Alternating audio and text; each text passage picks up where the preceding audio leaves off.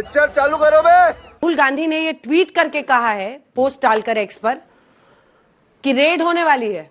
तो बताइए क्या कर रहे हैं आप लोग राहुल गांधी के खिलाफ, क्योंकि वो तो ऐसी आशंका जाहिर कर रहे हैं कि चक्रव्यूह वाली स्पीच आप लोगों को 2-in-1 को पसंद नहीं आई है।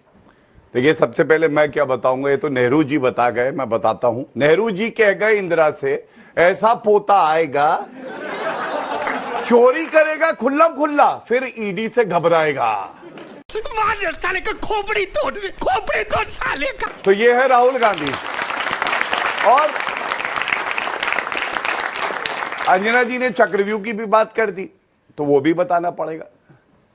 कलयुग में भ्रष्टाचारियों का एक चक्रव्यूह है, और ये सोचते हैं कि जनता को जो है ये हरा देंगे, परास्त कर देंगे, अभिमन्यु बना देंगे।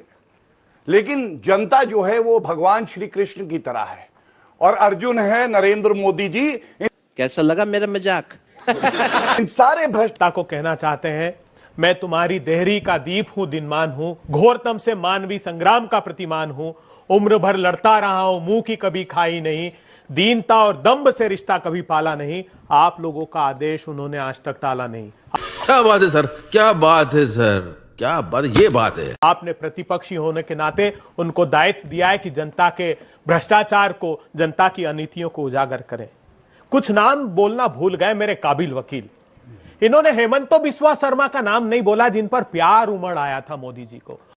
बात तो सही है। 2015 में असम में जाकर प्रेस कॉन्फ्रेंस लेते लुई बर्जर केस का आरोपी, भीषणतम भ्रष्टाचार में डूबा हुआ, अगले महीने भारतीय जनता पार्टी ज्वाइन कर लेता है, आज असम का मुख्यमंत्री बनकर बैठा हुआ है। भाग मुकुल भाग, पश्चिम बंगाल जाते हैं, सीबीआई आ रही है, प्रेस कॉन्फ्रेंस करते हैं, उसको भारतीय जनता पार्टी में शामिल करा लेते हैं।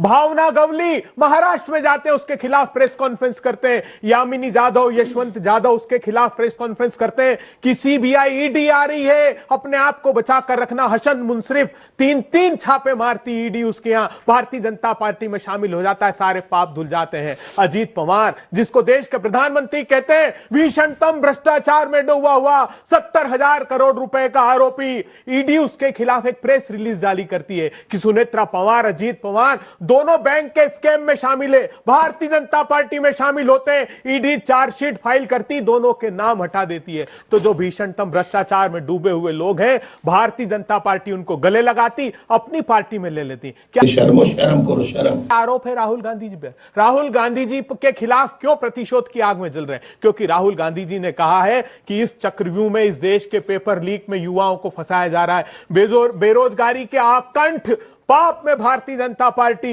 युवाओं को धकेल रही है। भारतीय जनता पार्टी ने अग्निवीर नाम का बदनुमा दाग इस देश पर लगाने की कोशिश की है। भारतीय जनता पार्टी ने संसाधनों की लूट एनसीएलटी के स्कैम में की। 5,38,000 करोड़ रुपए, 10-10 हजार करोड़ रुपए की कंपनी को 300 करोड़ रुपए में सेटल कर रहे हैं। आरबीआई के डिप्टी गवर्नर कहते हैं कि इस देश में नेक्सस बना लिया 5 बड़ी कंपनियों ने।